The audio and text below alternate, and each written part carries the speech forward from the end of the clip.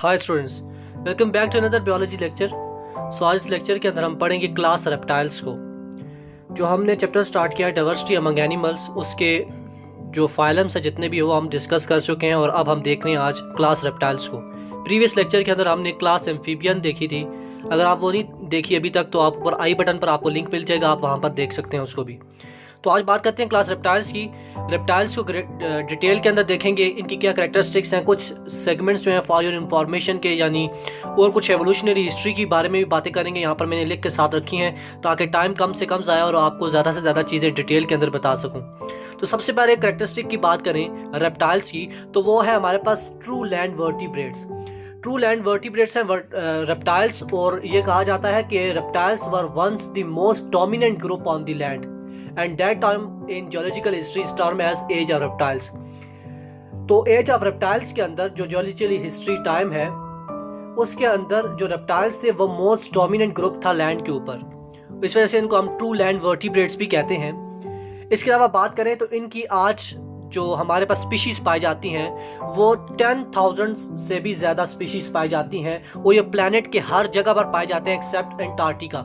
ये बात आपने समझनी है कि रेप्टाइल जितने भी हैं हमारे पास वो दुनिया के हर कोने पर पाए जाते हैं, लेकिन सिर्फ एक जगह है जहाँ पर वो नहीं पाए जाते और वो है एंटार्क्टिका की जगह पर वो नहीं पाए जाते।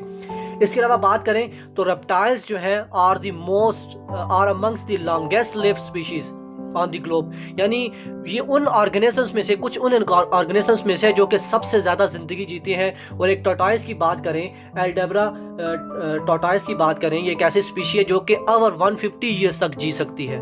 150 ईयर्स से भी ज़्यादा इसकी जो लाइफ स्पैन होता है। इससे आप अंदाज़ा लगा सकते हैं कि इनकी उम्रें कितनी ज़्यादा होती हैं, कितना लॉन्गेस्ट लिव्ड करते हैं ग्लोब के ऊपर। इसके अलावा बात करें तो इनकी जो सिमेट्री होती है वो बायलैटरल सिमेट्री होती है।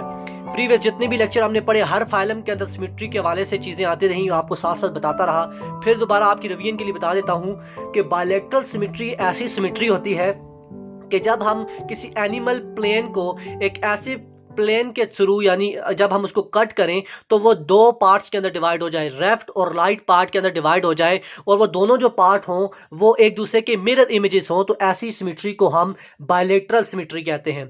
ये बायलैटरल सिमेट्री जो है वो हमारे पास इंसेक्ट्स के अंदर पाई जाती हैं, रेप्टिलियंस के अंदर पाए जाते हैं, और भी बहुत सारे ऑर्गेनिजम्स हैं जिनके अंदर बायलैटरल सिमेट्री पाई जाती है।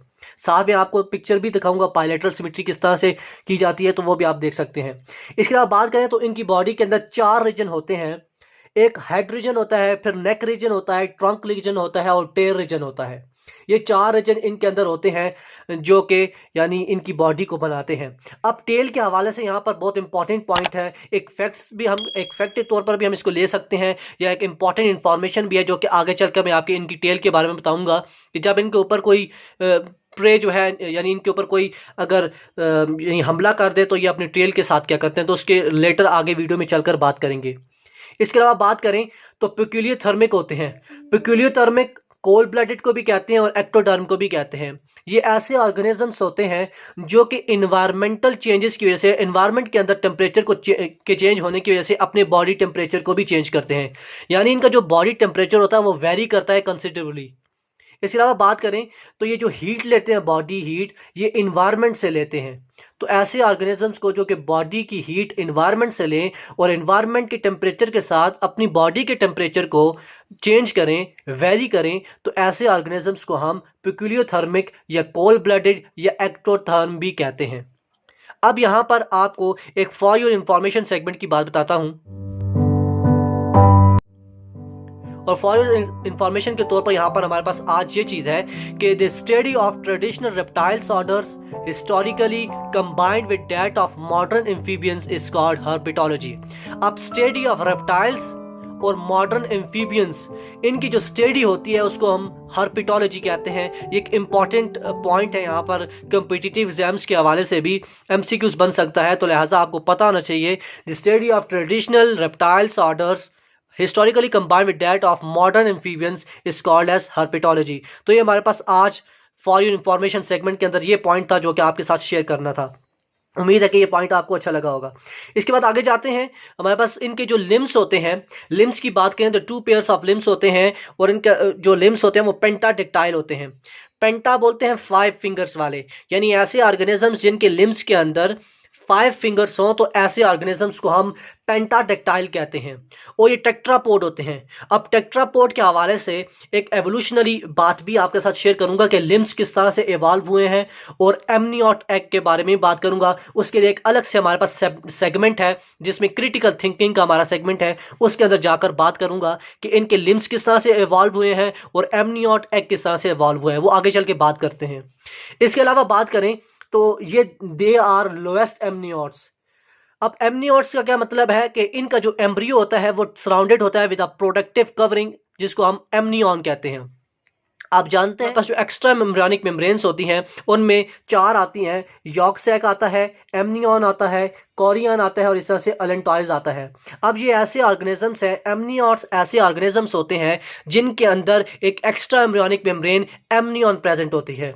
अब एमनियॉन का क्या फंक्शन होता है कि वो एम्ब्रियो को प्रोटेक्शन देती है, यानी एम्ब्रियो को डैमेज होने से बचाती है, और एक प्राइवेट पूल देती है, क्योंकि एमनियोटिक सैक के अंदर फ्लूइड होता है, एमनियोटिक फ्लूइड, जो कि एम्ब्रियो को एक प्राइवेट पाउंड देता है जहां पर वो एम्ब्रियो स्टे करता है और वहां पर वो अपनी डेवलपमेंट शो करता है। तो इस हवाले से बात करें तो एमनियॉन जो है वो बड़ा इंपॉर्टेंट होता है रेप्टाइल्स के अंदर, और ये क्योंकि सबसे यानी फर्स्ट वो ऑर्गेनिज्म से यानी हम कह सकते हैं कि जिनके अंदर देखने में आया, तो इस वजह से इनको हम लोएस्ट एमनियॉट्स भी कहते हैं।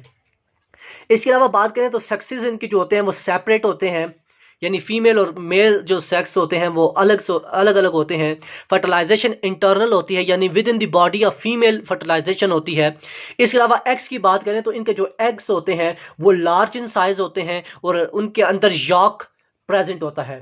इसके अलावा बात करें तो जो एग्स उनके होते हैं वो इनक्लोज्ड होते हैं बाय लेदरी और लिमी शेल्स, जो कि प्रोटेक्शन में मदद देते हैं। यानी इनका जो एग होगा उसके इर्द गिर्द एक लेदरी या लिमी टाइप का जो शेल होता है वो होता है, जो कि उस एग को प्रोटेक्ट करता है और फिर वो आगे उसको ट्रांसफर करता है। इसके अलावा बात करें तो मैं आपको बता चुका हूं कि जो एम्ब्रियो होता है वो एक्स्ट्रा एम्ब्रियोनिक मेम्ब्रेन्स यानी एमनियॉन जो है उसको प्रोटेक्ट करती है। अब हम जाते हैं अपने नेक्स्ट सेगमेंट की तरफ, क्रिटिकल थिंकिंग सेगमेंट की तरफ। तो क्रिटिकल थिंकिंग सेगमेंट के अंदर आज हमारे पास 2 चीजें हैं जिसके बारे में हम डिस्कस करेंगे। एक है हमारे पास कि किस तरह से एमनियोट एग की एवोल्यूशन हुई है, और दूसरा है हमारे पास लिम्स की किस तरह से एवोल्यूशन हुई है। सबसे पहले बात करें एमनियोट एग की एवोल्यूशन की। It is adaptive for land animals to have a means of reproduction that is not dependent on the external water. अब आप जानते हैं कि एक्सटर्नल वाटर के ऊपर यानी डिपेंडेंट नहीं करते और डिपेंडेंट नहीं होते लैंड वाटर्स, और उनको उसी हिसाब से फिर अपनी रिप्रोडक्शन जो है उसके अंदर भी चेंज लानी गई।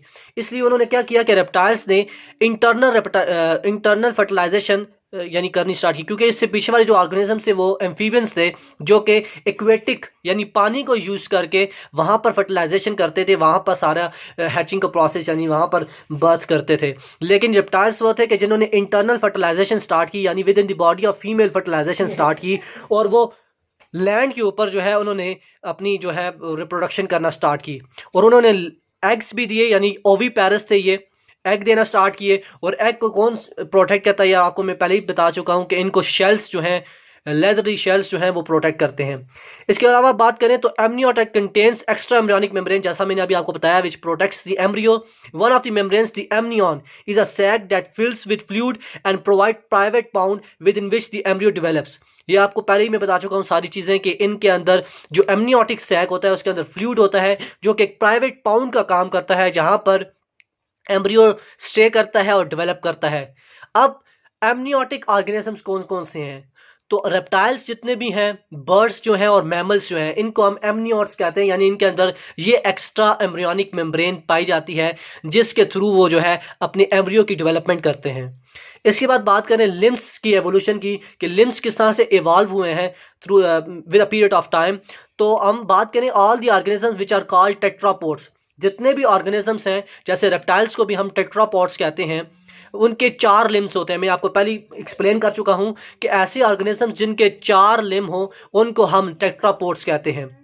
The lobe finned fishes of the Devonian period, lobe finned fishes के अंदर हमारे पास डिप्नॉय क्लास आती है जिनको हम लंग फिशेस भी कहते हैं, और वो एंसेस्टर्स हैं हमारे पास एम्फीबियंस के, और वहाँ से लंग फिशेस से हमारे पास एम्फीबियंस एवॉल्व हुए। आपको मैं पिछली वीडियो के अंदर बता चुका हूँ कि किस तरह से लंग फिशेस ने शैलो वाटर की तरफ मूव किया विद सर्च ऑफ फूड के लिए, और वहाँ पर फिर हमारे पास एम्फीबियंस इवॉल्व हुए। और एम्फीबियंस ऐसे ऑर्गेनिजम्स को कहते हैं जो कि एक्वेटिक बिहेवियर भी, यानी एक्वेटिक हैबिटेट के अंदर भी रह सकते हैं और लैंड हैबिटेट के अंदर भी रह सकते हैं। और एम्फीबियंस ही वो थे जो कि फर्स्ट टेट्रापोड्स थे जिनके 4 लिम्स थे। उसके बाद फिर हमने देखे रेप्टाइल्स जिनके अंदर भी 4 लिम्स होते हैं जिनको हम टेट्रापोड्स कहते हैं।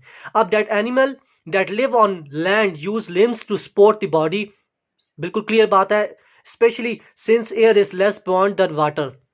Lobe-finned fishes and early amphibians are also had lungs and internal nares as means of to respire air।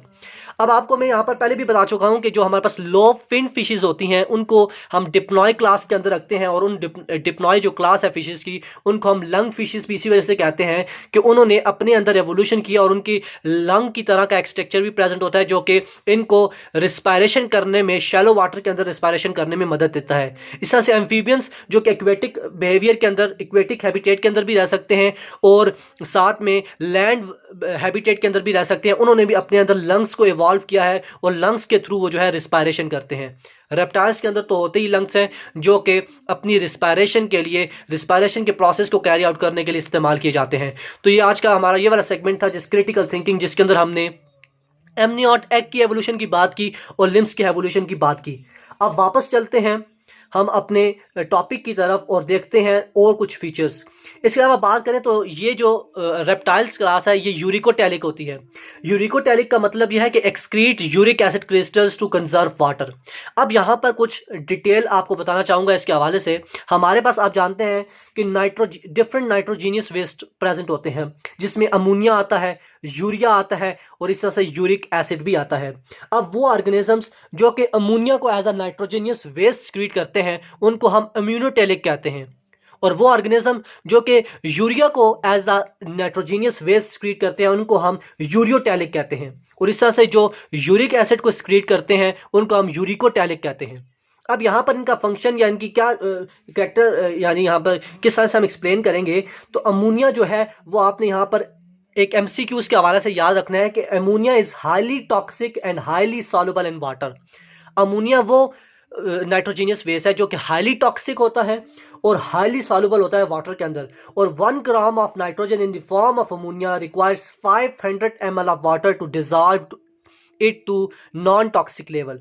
और हमें 1 ग्राम जो है अमोनिया के लिए तकरीबन 500 ml ऑफ वाटर चाहिए होता है ताकि हम उसको नॉन टॉक्सिक लेवल पर लेके जा सकें। इस तरह से यूरिया की बात करें तो यूरिया जो है वो 1 लाख टाइम्स लेस टॉक्सिक होता है अमोनिया के, और 1 ग्राम यूरिया के लिए हमें 50 ml वाटर रिक्वायर्ड होता है उसको नॉन टॉक्सिक लेवल तक लेके जाने के लिए। अब यूरिक एसिड की बात करें तो uric acid among all the nitrogenous basis सबसे लेस टॉक्सिक होता है, और यूरिक एसिड हमारे पास एक प्यूरिन है जो कि लेस टॉक्सिक होता है इवन देन यूरिया, और इसके 1 ग्राम के लिए, यानी 1 gram of nitrogen in the form of uric acid requires only just 1 ml of water for its excretion, और इसकी एक्सक्रीशन सिर्फ 1 ml ऑफ वाटर जो है वो रिक्वायर्ड होता है। अब इसकी एग्जांपल्स की बात करें तो कौन कौन से ऑर्गेनिजम्स हैं जो कि यूरिक एसिड को एक्सक्रीट करते हैं, उसके अंदर हमारे पास आते हैं टेरेस्ट्रियल इनवर्टिब्रेट्स आते हैं, और इस तरह से एग लेइंग वर्टिब्रेट्स भी आते हैं। एग लेइंग वर्टिब्रेट्स में हमारे पास रेप्टाइल्स भी आते हैं, क्योंकि आपको मैं अभी बता चुका हूं कि ये एग ले करते हैं, इसी वजह से इनको हम ओवीपैरिस कहते हैं। वो ऑर्गेनिजम्स जो कि एग्स को ले करते हैं उनको हम ओवीपैरिस कहते हैं, और रेप्टाइल्स भी ओवीपैरिस हैं। अब इन ऑर्गेनिजम्स को, ऐसे ऑर्गेनिजम्स को जो कि यूरिक एसिड को एक्सक्रीट करते हैं कंजर्व वाटर करने के लिए, ऐसे ऑर्गेनिजम्स को हम यूरिकोटैलिक्स कहते हैं। उसके बाद बात करें तो ये ओवीपैरिस होते हैं। अब यहाँ पर एक्स्ट्रा इंफॉर्मेशन आपको देना चाहूंगा फॉर योर इंफॉर्मेशन की सेगमेंट अगेन आपके लिए है यहाँ पर, उसके बारे में बात करते हैं।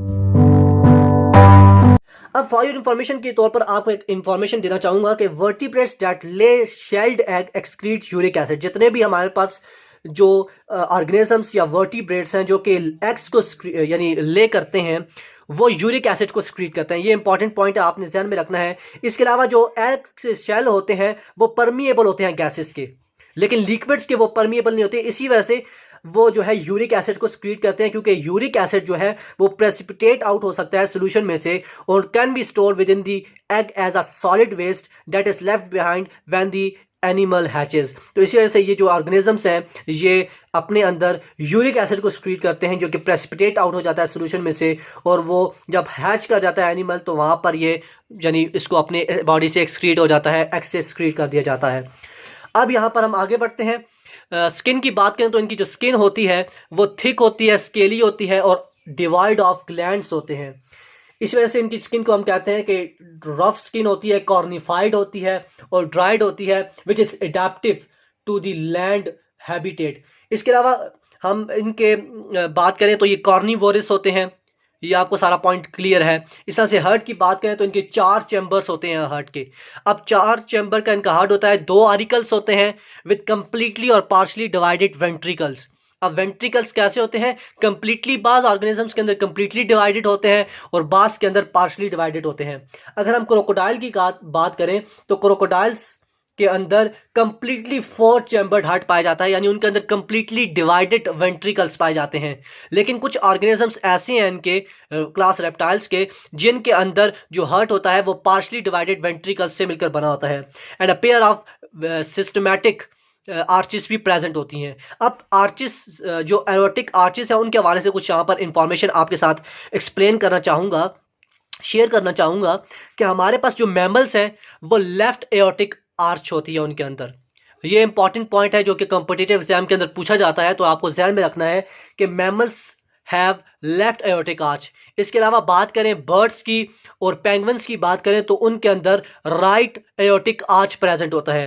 अगर हम रेप्टाइल क्लास की स्पेशली बात करें तो रेप्टाइल्स क्लास के अंदर pair of left and right Archies पाए जाते हैं, यानी लेफ्ट भी एओर्टिक आर्च होती है और राइट एओर्टिक आर्चिस भी इन रेप्टाइल्स के अंदर प्रेजेंट होती है। तो ये बात आपके लिए एक्स्ट्रा थी, ये कॉम्पिटिटिव एग्जाम्स के हवाले से इंपॉर्टेंट है, तो ये भी आपने नोट कर लेनी है।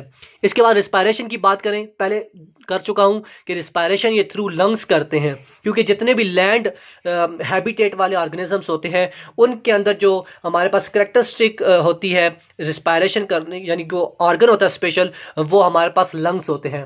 एक्सक्रीटरी ऑर्गन मेटानेफ्रिक किडनीज होती हैं जिसके थ्रू ये अपने नाइट्रोजीनियस वेस्ट को इन the form of uric acid जो है स्क्रीट करते हैं। और यूरिक एसिड क्या है, कितना वाटर रिक्वायर्ड होता है इसको स्क्रीट आउट करने के लिए, सारी डिटेल में आपको प्रीवियसली बता चुका हूँ। टीथ की बात करें तो टीथ इनके प्रेजेंट होते हैं ऑन दी जॉज, लेकिन एक एक्सेप्शन इसके अंदर भी आती है कि सिर्फ जो टर्टल हैं और टर्टाइल्स जो हैं इनके अंदर जो है वो टीथ जॉज के ऊपर प्रेजेंट नहीं होते, जॉज के बगैर होते हैं। लेकिन और जो ऑर्गेनिजम्स हैं उनके अंदर जो टीथ हैं वो जॉज के ऊपर ही प्रेजेंट होते हैं। इसके अलावा कुछ और बात करें तो हमारे पास इनके अंदर जो गिल स्लिट्स हैं वो अपीयर होती हैं ड्यूरिंग एम्ब्रियोनिक स्टेजेस, बट जो गिल्स होते हैं वो नेवर डेवलप टू रेप्टाइल्स। अब क्योंकि जो इन्होंने एग देना होता है यानी एग ले करते हैं, तो एम्ब्रियोनिक स्टेजेस के अंदर हम देखें तो इनके अंदर गिल स्लिट्स होते हैं, गिल्स होते हैं जो कि रिस्पायरेशन करते हैं। लेकिन जैसे ही ये अडल्ट स्टेज के अंदर जाते हैं तो इनके अंदर एक स्पेशल ऑर्गन डेवलप हो जाता है जिनको हम लंग्स कहते हैं और उसके थ्रू ये रिस्पायरेशन करते हैं। तो ये बात आपने ध्यान में रखनी है कि गिल्स कभी भी इनके डेवलप नहीं होते अडल्ट स्टेज में। अब इसके अलावा बात करें तो हमारे पास एक और इम्पॉर्टेंट एमसीक्यूज यहाँ पर आपके साथ शेयर करूंगा, और वो ये है कि रेप्टाइल्स, अक्सर क्वेश्चन आ जाता है कि reptiles flourished on dash period. अब जब भी रेप्टाइल्स की फ्लरिश का क्वेश्चन आए कि रेप्टाइल्स ने कब फ्लरिश किया, किस पीरियड के अंदर किया, तो आपको पता होना चाहिए कि रेप्टाइल्स ने जो फ्लरिश किया है, डोमिनेंट कैरेक्टर शो किया है, वो हमारे पास मीजोजोइक पीरियड के अंदर किया है। और मीजोजोइक पीरियड हमारे पास 225 to 65 मिलियन ईयर्स बैक था। इसके अलावा डायनासॉर्स की बात करें तो डायनासॉर्स जो है वो जुरासिक पीरियड के अंदर थे, जो कि 195 to 136 मिलियन ईयर्स बैक की हम बात कर रहे हैं। और at the end of Mesozoic period तो क्लाइमेट चेंजेस की वजह से, इन्वायरमेंटल हैजर्ड्स की वजह से रेप्टाइल्स जो है वो एक्सटेंट होना शुरू हो गए थे। And those who could survive and are found today include lizards, snakes, tortoises, turtle and the tuatara. अब यहाँ पर आपने ये बात ध्यान में रखनी है कि जो टोट्रा है हमारे पास, वो हमारे पास न्यूजीलैंड में पाया जाता है, और ये स्पीशी वो स्पीशी है जिसको हम लिविंग फॉसिल भी कहते हैं, क्योंकि at the end of Mesozoic period जो कि एक फ्लरिश्ड पीरियड था, एक डोमिनेंट वहाँ पर रेप्टाइल्स का ग्रुप था, लेकिन उसके एंड के बाद कुछ क्लाइमेट चेंजेस की वजह से, कुछ इन्वायरमेंटल हैजर्ड्स की वजह से ये एक्सटेंट होना शुरू हो गए। लेकिन वो स्पीशीज जिन्होंने सर्वाइव किया, आज उनमें लिजर्ड्स हैं, स्नेक्स हैं, टर्टाइल्स हैं, इस तरह से हमारे पास जो टॉर्टरा है ये हमारे पास लिविंग फॉसिल कहलाया जाता है। तस्वीर आपको यहाँ पर मैं साथ में बता रहा हूँ, ये आप देख सकते हैं। तो ये अब एग्जाम्पल की तरफ जाएं तो हमारे पास एग्जाम्पल्स जो आती हैं रेप्टाइल्स के अंदर वो भी साथ साथ आपके साथ डिस्कस कर चुका हूँ। अब कुछ यहाँ पर फैक्चुअल चीज़ें आपके साथ शेयर करता हूँ। मैंने आपको बताया था कि जब इनके ऊपर अटैक किया जाता है रेप्टाइल्स की स्पीशीज़ के ऊपर, तो कुछ स्पीशीज़ ऐसी हैं जो कि अपनी टेल को जो है रिमूव कर देती हैं। अब वो स्पीशीज़ किसकी हैं? जेको जो है हमारे पास, वो क्या करते हैं कि जब उनके ऊपर कोई भी प्रेडेटर जो है उनको ग्रैब करने लगता है उनकी टेल को, तो वो क्या करते हैं कि अपनी टेल को ही डीटैच कर देते हैं इन डिफेंस, और वो डीटैच करके वहाँ से एस्केप हो जाते हैं। यानी ये एक इम्पॉर्टेंट पॉइंट है इनका कि ये टेल को अपनी डी अटैच कर सकते हैं इन ऑर्डर टू यानी गेट्स यानी अपने आप को बचाने के लिए। इसके अलावा बात करें तो इनके अंदर कोई भी स्वेट ग्लैंड्स नहीं प्रेजेंट होते। मैंने आपको बताया कि स्किन इनकी रफ होती है और इनकी स्किन के अंदर कोई भी ग्लैंड्स प्रेजेंट नहीं होते। इसी वजह से हम कहते हैं कि इनकी जो स्किन होती है वो कूल होती है और ड्राई होती है।